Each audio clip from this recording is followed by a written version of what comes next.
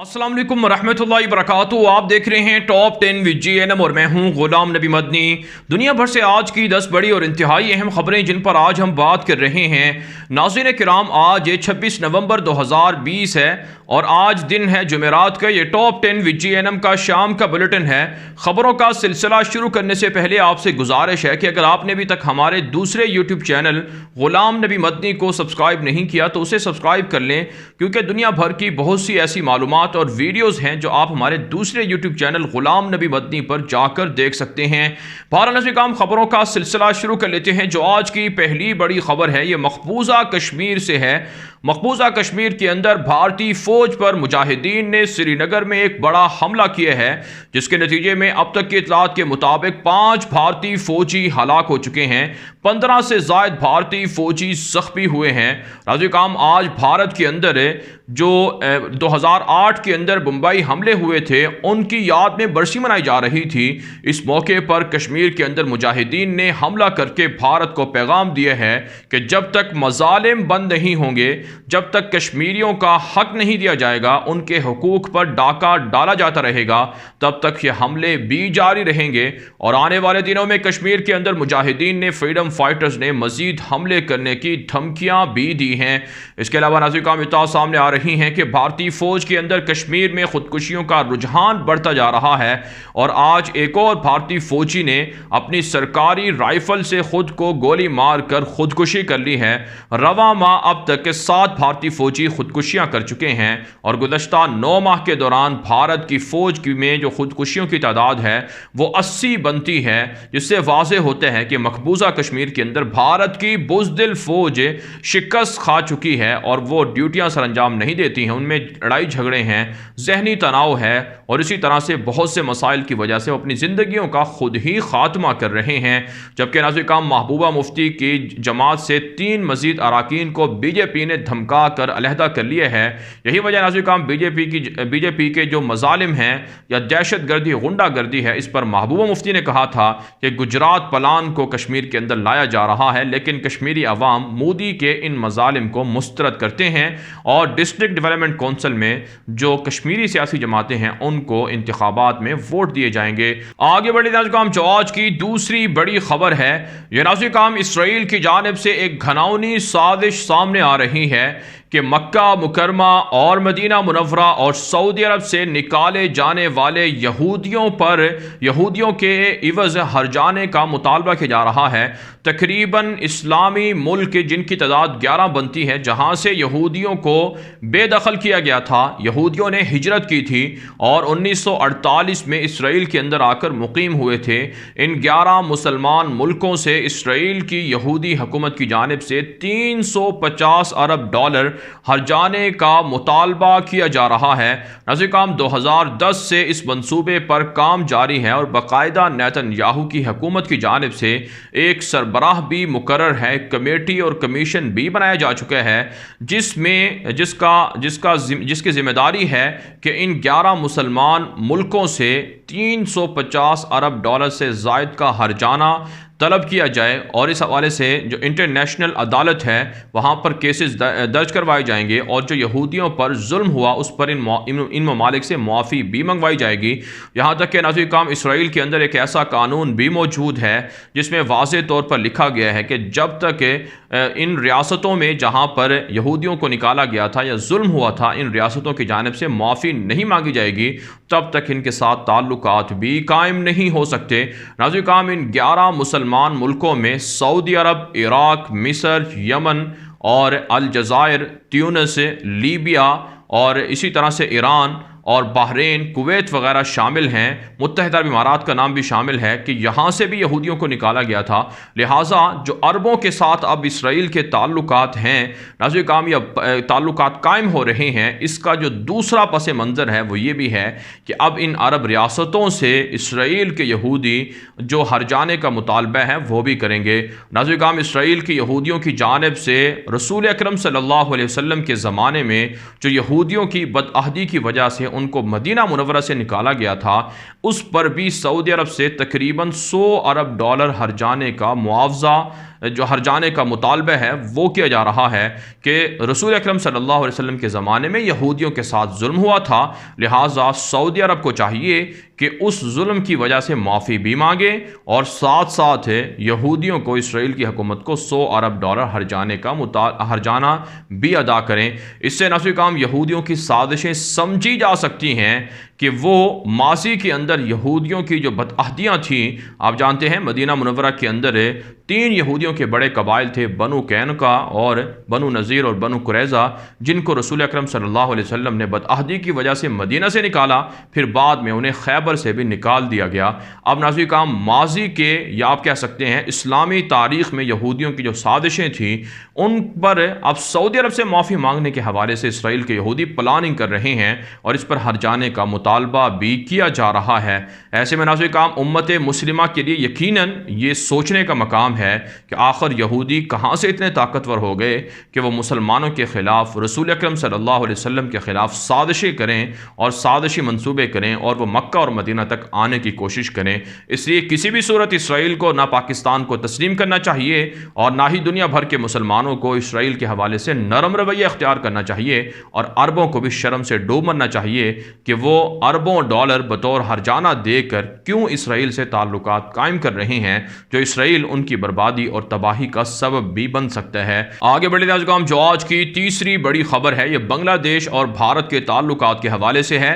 नाज़रीन, बांग्लादेश के शहरियों को भारत की सिक्योरिटी फोर्सेस, जो बॉर्डर की सिक्योरिटी फोर्सेस हैं, वो गोलियां मारकर कत्ल कर देती हैं। इस हवाले से बांग्लादेश का एक आला सतही वफद भारत के दौरे पर भी है और उन्होंने भारत से मुतालबा किया है कि सरहदी उमूर पर जो इख्तलाफात हैं उन्हें हल किया जाए और भारतीय फ़ौज की जानिब से जो उनके शहरियों को मारा जाता है इस सिलसिले को रुकवाना चाहिए।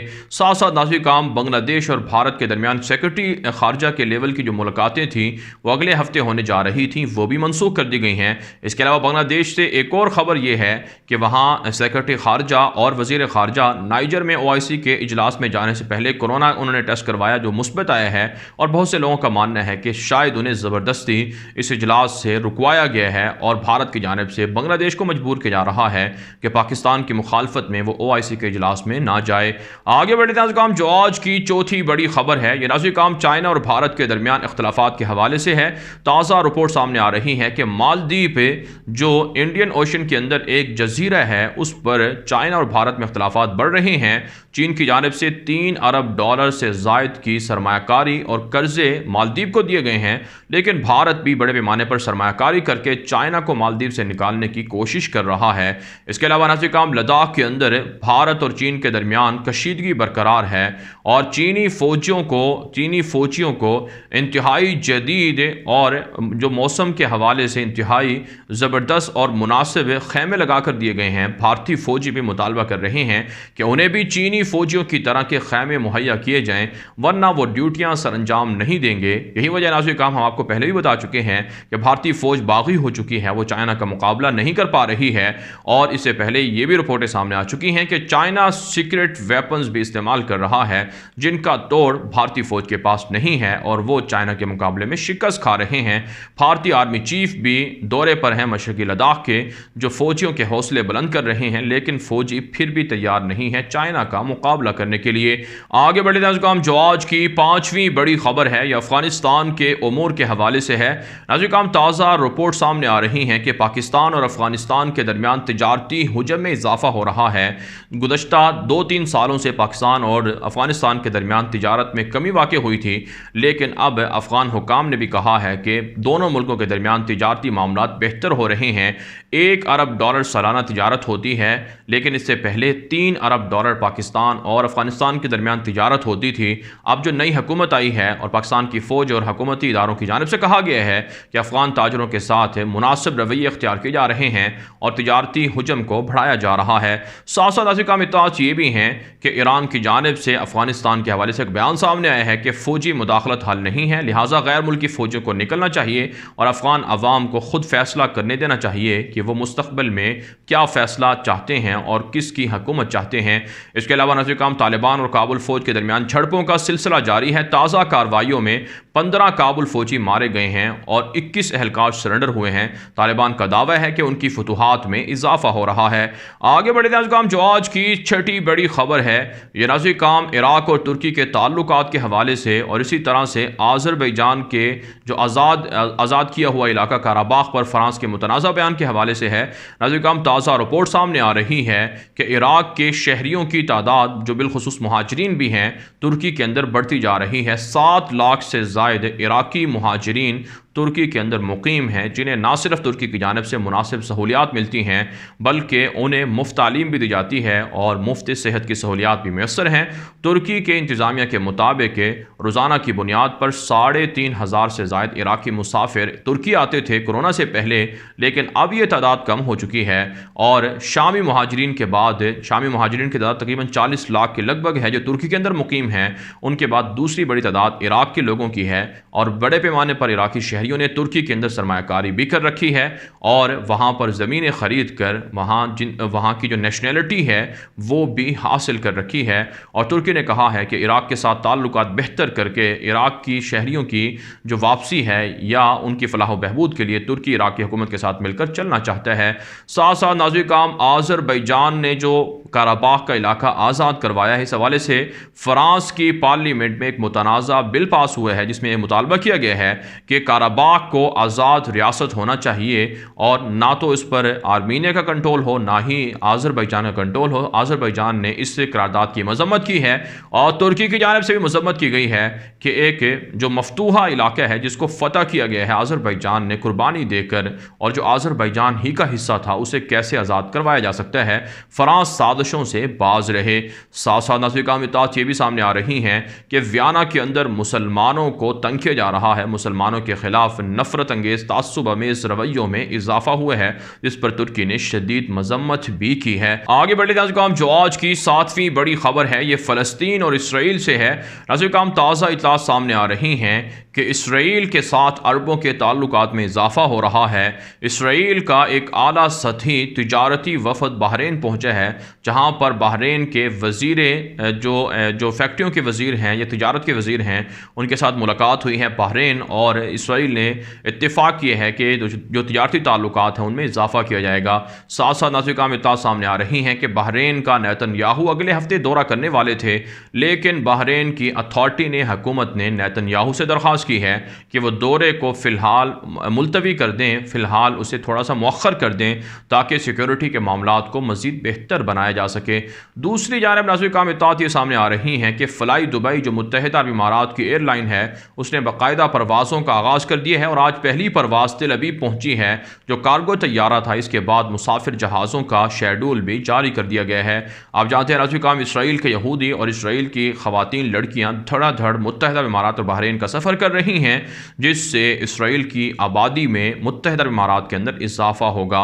साथ साथ नाज़रीन, इत्तलात सामने आ रही हैं कि फ़लस्तीनियों के ख़िलाफ़ यहूदियों के मज़ालिम में भी इजाफा हो रहा है और ताज़ा रिपोर्ट के मुताबिक मगरबी इलाकों में मज़ीद यहूदी बस्तियाँ इसराइल की यहूदी हुकूमत ने बसाने का ऐलान कर दिया है, जिस पर फ़लस्तीनी अथॉरिटी ने अरब रियासतों से मुतालबा किया है कि वो किसी भी सूरत मसले फ़लस्तीन को ना भूलें और इसराइल के साथ ताल्लुकात कायम करके उम्मत मुस्लिमा के साथ धोखा और ख़यानत ना करें।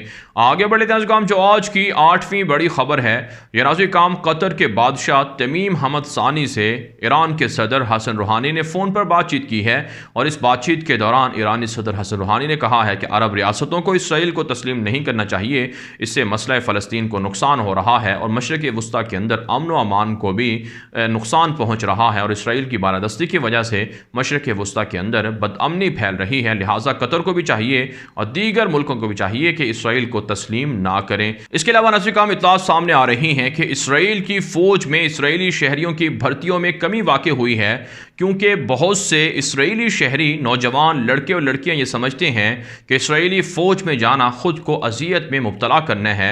इसी वजह से बेशतर ऐसे इसराइली नौजवान हैं और इसराइली नौजवान लड़कियां हैं जिन्होंने इसराइली फ़ौज के अंदर ट्रेनिंग हासिल करने से इनकार कर दिया है। यही वजह है नाज़रीन, ऐसी दरख्वास्तें मौसूल हुई हैं जिनमें जिस्मानी और जहनी अमराज को सबब बनाकर नौजवानों ने, जिनमें लड़कियों की बड़ी तादाद शामिल है, उन्होंने इसराइली फ़ौज में भर्ती होने से इनकार कर दिया है, जिसकी वजह से इसराइली इंतज़ामिया परेशान है कि अगर यही तनासुब रहा तो आने वाले दिनों में इसराइल की फ़ौज में तादाद कम हो जाएगी और इसकी वजह से इसराइल के दिफा को नुकसान हो सकता है। आगे बढ़े नाज़रीन काम जो आज की 8वीं बड़ी खबर है, ये नाज़रीन काम सऊदी अरब की जानिब से यमन की जंग को ख़त्म करने की रिपोर्टें सामने आ रही हैं। एक ताज़ा रिपोर्ट में इंकिशाफ किया गया है कि सऊदी अरब चाहता है कि यमन की जंग को ख़त्म कर दिया जाए, लेकिन सऊदी अरब खसारा बहुत उठा चुका है और आने वाले दिनों में भी हूसियों का कोई एतबार नहीं है कि वो सऊदी अरब पर हमले करेंगे या नहीं करेंगे। इसी वजह से अमेरिका के आने वाले नए सदर जो बाइडन की हुकूमत से भी सऊदी अरब परेशान है कि वो यमन के हक़ में, हूसियों के हक़ में ज़्यादा बेहतर हैं। इसलिए ट्रंप के जाने से पहले सऊदी अरब कोशिश कर रहा है कि यमन की जंग ख़त्म हो जाए, जबकि नाज़रीन काम हूसियों की जानिब से सऊदी अरब के अहम अहदाफ को टारगेट करने की धमकी दी गई है कि अगर मुआहदे ना किए गए तो सऊदी अरब पर आने वाले दिनों में बड़े हमले किए जा सकते हैं। आगे बढ़े नाज़रीन काम जो आज की 9वीं बड़ी खबर है, यह नाज़रीन काम ईरान और कतर से है।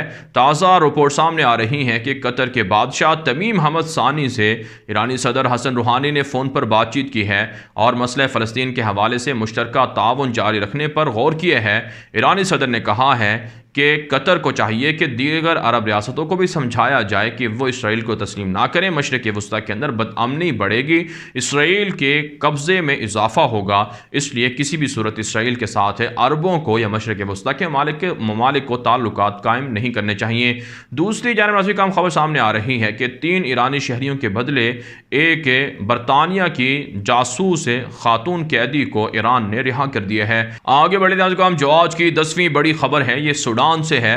नाज़रीन काम सूडान के इंतहाई सीनियर सियासतदान और एक बड़ी जमात के ज़िम्मेदार और सरबरा सादिक महदी, जो साबिका सूडान के वज़ीर आज़म भी रहे हैं, वो कोरोना वबा की वजह से वफ़ात पा चुके हैं। 84 साल उनकी उम्र थी।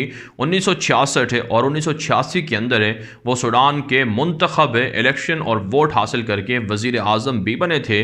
1989 के अंदर उमर अल बशीर ने उनके इक़्तिदार का तख्ता उल्टा था और फ़ौजी इनक़िलाब के ज़रिए से इक़्तिदार पर कंट्रोल हासिल कर लिया था, और यही उमर अल बशीर हैं जिनका तख्ता उल्टा गया है आज से तकरीबन 1 साल पहले सूडान के अंदर। और इस वक्त सूडान के अंदर फ़ौजी हुकूमत कायम है और सूडान के बहुत से मसाइल हैं।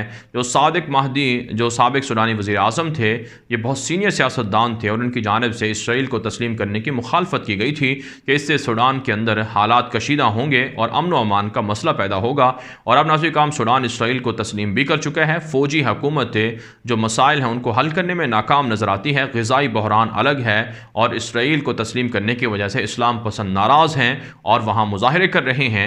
और साथ साथ नाज़रीन काम सूडान से खबर ये भी है कि इथोपिया के जो तिगराई कबाइल से झड़पें लड़ाई हैं उसकी वजह से 40,000 से ज़्यादा इथोपियन मुहाजिरीन भी सूडान में आए हैं और मुहाजिरीन की आमद की वजह से सूडान के मसाइल में इजाफा हो रहा है। बहरहाल नाज़रीन काम दुनिया भर से थी आज की 10 बड़ी खबरें। इन खबरों के हवाले से आपकी क्या राय है? अपनी राय कॉमेंट के जरिए से ज़रूर हम तक पहुँचाएँ। मज़ीद खबरों के लिए आप हमारे ट्विटर अकाउंट्स दुनिया मेरा आगे और ग़ुलाम नबी मदनी फॉलो कर सकते हैं। आज के लिए इतना ही, इजाज़त दीजिए। अल्लाह हाफिज़।